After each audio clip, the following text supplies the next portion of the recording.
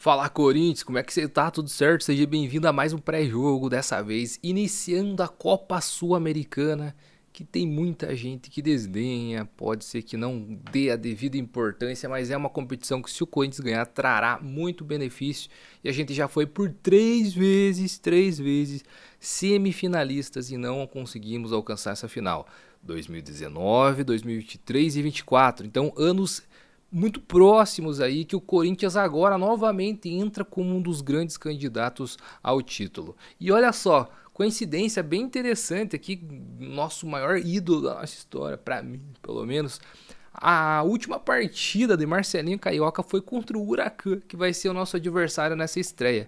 Ó que da hora, isso daqui aconteceu lá em 2010, meus amigos. E a gente teve poucas partidas contra o Huracan na nossa história e todas elas foram amistosos. Se liga, são 4 partidas disputadas no total, 2 vitórias do Coringão, apenas uma do Huracan e um empate também. E amistosos desde muito tempo atrás. Estou falando desde 1900 e cadê, meu amigo?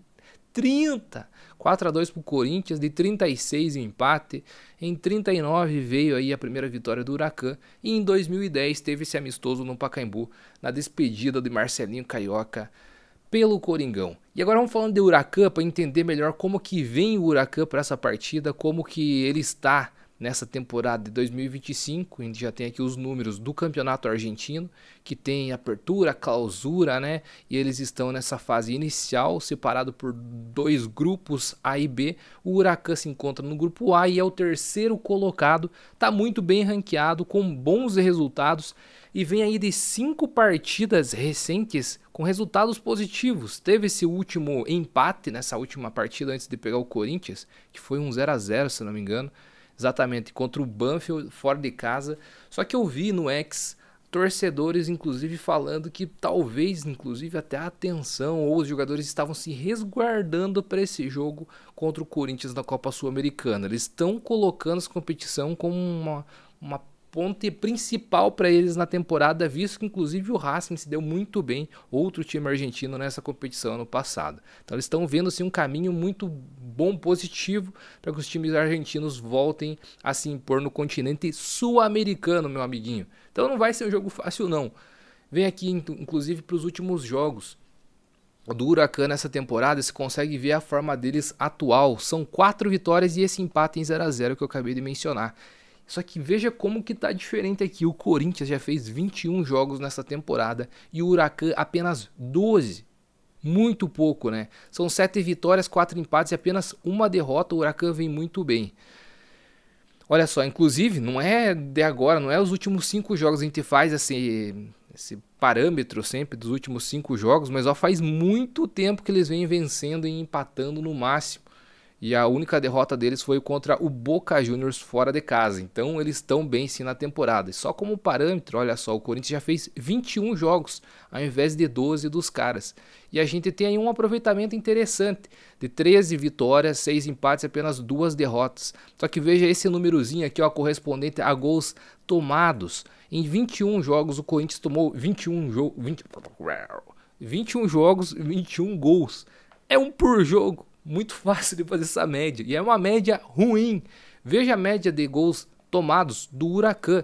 5 gols apenas em 12 jogos. É menos de meio gol tomado por partida. Então, defensivamente, eles estão se mostrando muito mais sólido do que a gente. Legal? Então, inclusive, aqui eu vim para a competição. Agora vamos fazer sobre o histórico geral do Corinthians em Copas Sul-Americanas. Como que a gente vem tendo os nossos desempenhos? São bons? São ruins?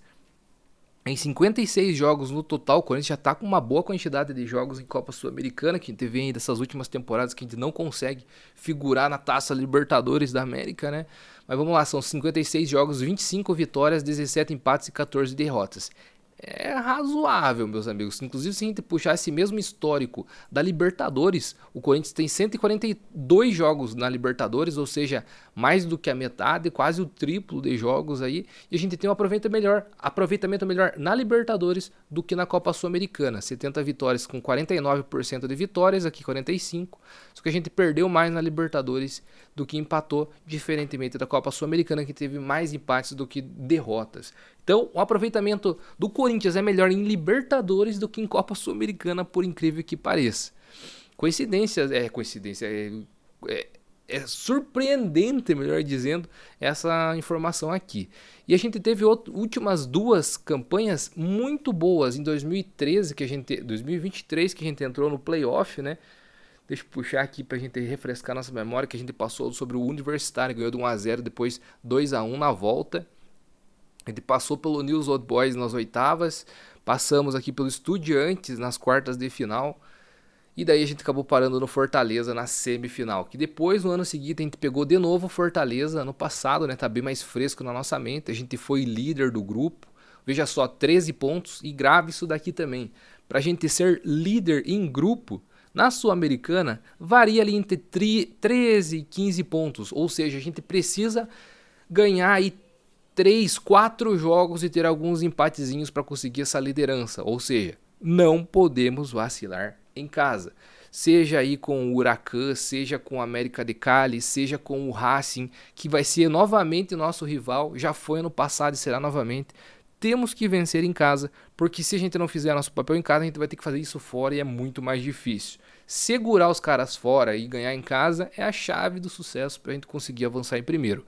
O segundo colocado vai para esse playoff, que eles dizem que basicamente é uma fase que antecede as oitavas de final, e quem fica em segundo pega os adversários que caem na Libertadores, ficando em terceiro no seu grupo. Foi isso que aconteceu com o Corinthians lá em 2023 e a gente foi avançando até chegar na semifinal parando no Fortaleza, e ano passado a gente desde o início vai disputar a Copa Sul-Americana como a gente está começando agora, por exemplo, então por isso que a gente precisa avançar em primeiro, e daí avançando em primeiro a gente, digamos que perde, ganha, né, datas a menos, a gente tem aí 2 jogos a menos para disputar, muito importante, calendário muito cheio. Com isso a gente vai direto para as oitavas de final, que foi o que aconteceu ano passado. A gente pegou o Red Bull Bragantino naquele jogo que a gente ganhou fora e perdeu em casa. E daí o Hugo Souza fechou o gol, e ali que começou a nascer aquele mito Hugo Souza no gol. Bom, ali e também contra o Grêmio na Copa do Brasil, que foi quase simultâneo essas partidas, muito próximas uma da outras, onde o Hugo foi aquele monstro. E aqui, se eu não me engano, 3 vezes o Red Bull Bragantino teve a bola do jogo e o Hugo foi lá, pegou, pega Hugo, pega Hugo, pega Hugo, e agora novamente em título contra o Palmeiras o cara cresceu e já tem 7 pênaltis pegados pelo Corinthians em menos de um ano. Que absurdo, meus amigos. Eu peguei, inclusive, tinha que trazer isso agora, mas vai ficar devendo para vocês. O índice geral de quantos pênaltis em jogos os goleiros do Corinthians que mais pegaram pênalti conseguiram. Se o Hugo manter essa média, vai ultrapassar Cássio, Dida tranquilamente. E eu acho que tem aí uma baita de uma carreira a ser seguida, e principalmente pegadora de pênalti do Hugo no Coringão. Quartas passadas da Copa Sul-Americana ano passado, que a gente fez aí a revanche contra o Fortaleza e conseguiu dar uma cacetada nos caras. 3-0, 5 no agregado, pelo amor de Deus, e depois contra o Racing, que foi aquela decepção, meus amigos, por muito pouco que a gente pegaria um Cruzeiro que vinha muito mal naquele momento da temporada, tanto no Brasileirão, quanto também na própria Copa Sul-Americana, onde no jogo de ida no Mineirão, eles empataram 1-1, e daí foi com aquele suspense de que o próprio Lanús era favorito para a volta na Argentina, e eles conseguiram achar 1-0 e conseguiram para a final. Aí o Racing deitou e rolou na final e ganhou, levando a taça. Onde o Corinthians tivesse passado, certamente teria possibilidade gigantesca de ser campeão da Copa Sul-Americana, que dentre todos os títulos mais importantes que a gente pode disputar, é o único que a gente não tem.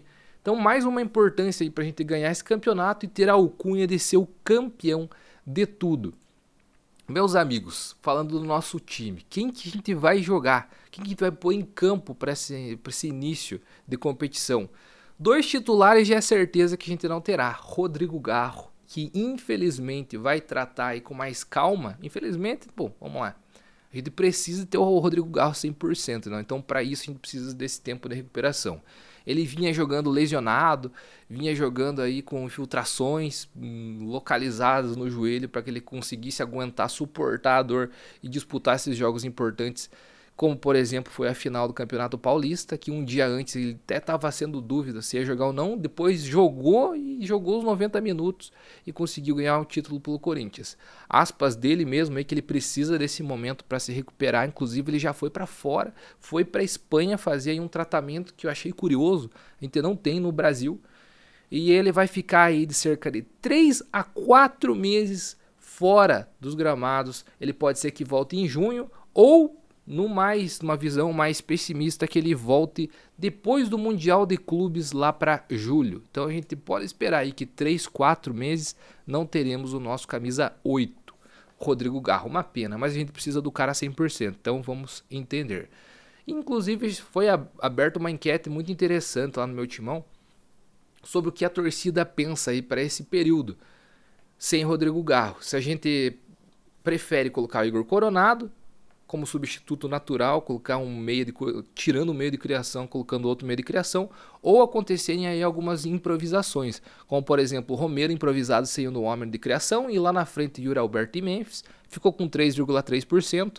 A grande maioria acredita que o Igor Coronado pode ser a nossa salvação nesses 3, 4 meses, tendo aí a chance de ouro definitiva, a última talvez, para que o Igor Coronado possa mostrar futebol no Corinthians, jogando aí com os titulares. Já teve, né, algumas outras ocasiões que inclusive ele não conseguiu mostrar futebol, mas ano passado, inclusive nessa mesma competição que a gente tá falando aqui nesse pré-jogo, na Copa Sul-Americana, ele deitou e rolou, jogou muito contra o próprio Fortaleza, que a gente já mencionou aqui no vídeo, e pode ser que essa seja a chance definitiva para que ele consiga se firmar no elenco.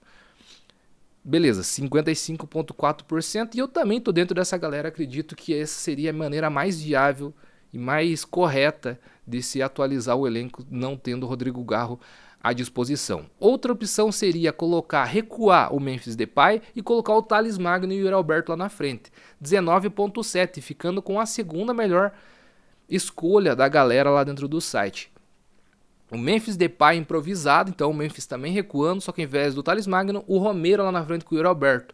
Essa daqui foi a segunda pior avaliada, 4,9, ou seja, a galera não tá querendo o Romero no time titular, porque o Romero improvisado como armador foi a pior de todas analisadas, com 3,3. E uma outra, que inclusive é uma boa opção também, já que a gente tá com o Ranieri, Carrilho e Martinez fazendo esse trio de meio de campo, então seria interessante até mesmo improvisar ou Carrilho ou Bidon como meia de criação mesmo, deixando esse cara mais, digamos que, focado na criação e não tanto em recompor o meio de campo como esses caras ficavam na temporada passada, onde o Carrilho e o Bidon faziam funções semelhantes, cada um por um lado extremo do campo.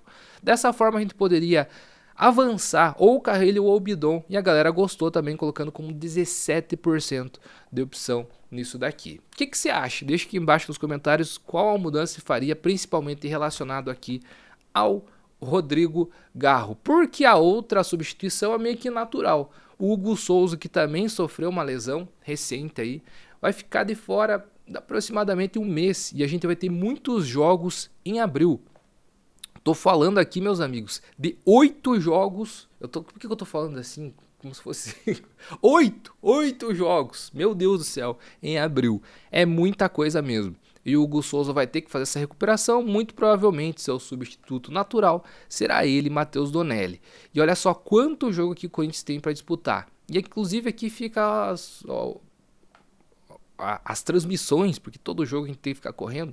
Muito interessante a gente já saber, contra o Huracan, amanhã o jogo, ou hoje, se você estiver vendo esse vídeo, vai ser na ESPN no Disney Plus. Contra o Vasco, olha só, também diferente, porque muita gente vai procurar em cima da hora e não vai achar. É na Amazon Prime Video, você vai acompanhar o jogo contra o Vasco.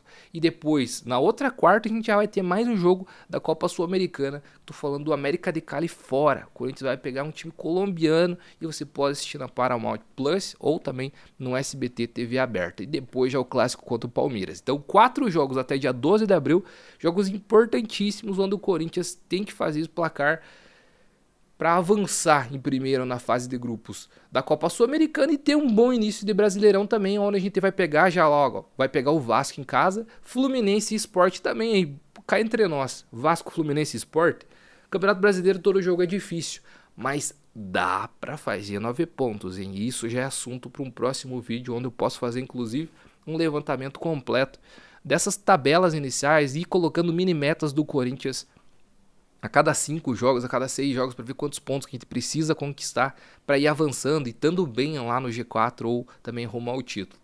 Baita vídeo que a gente pode fazer. Dando sequência aqui, meus amigos, escalação. Então, muito provavelmente, o que pode vir para esse jogo de estreia na Copa Sul-Americana? Donelli no gol, Mateuzinho e Gileri fazendo as laterais, Félix Torres e Gustavo Henrique como dupla de zaga titular. O Vampirão e o Vampirão Júnior falaram que não vai ter nenhuma competição que será priorizada. Todas as competições são importantes. Palavra deles próprios, hein? Então, muito por conta disso, a gente imagina que o Corinthians vai com o time titular sim para esse jogo contra o Huracan. Colocando o Ranieri como volante principal. Primeiro volante, Carrillo e Martinez fazendo ali os meio-campistas que fazem o box to box, né? Como todo mundo comenta aqui. E o Coronado sendo essa substituição no Rodrigo Garro, direta, sem improvisos, colocando o Memphis Depay e o Yuri Alberto lá na frente. Mas aí também tem uma outra opção, que pode ser a entrada do Romero, e aí a gente vai fazer aquele 4-3-3 quase, porque o Romero volta bastante também, vai mais centralizado, recua para ajudar na marcação. O Romero é aquele cara coringa, onipresente ali, que está sempre com a posse de bola se movimentando e sem ela também recompondo bastante. Pode ser essa uma outra opção para o jogo da manhã. Comenta aqui embaixo o que você acha, qual dessas escalações que você iria preferir. Valeu? Meus amigos, espero que você tenha curtido demais esse pré-jogo aqui. Se inscreve no canal. Pô, a gente tá com quase 50 mil inscritos, a gente tá com 49.5. 49.500 inscritos, falta pouquinho pra gente chegar a essa marca de 50 mil inscritos. Se você ainda não é inscrito, rola aqui embaixo, confere aí.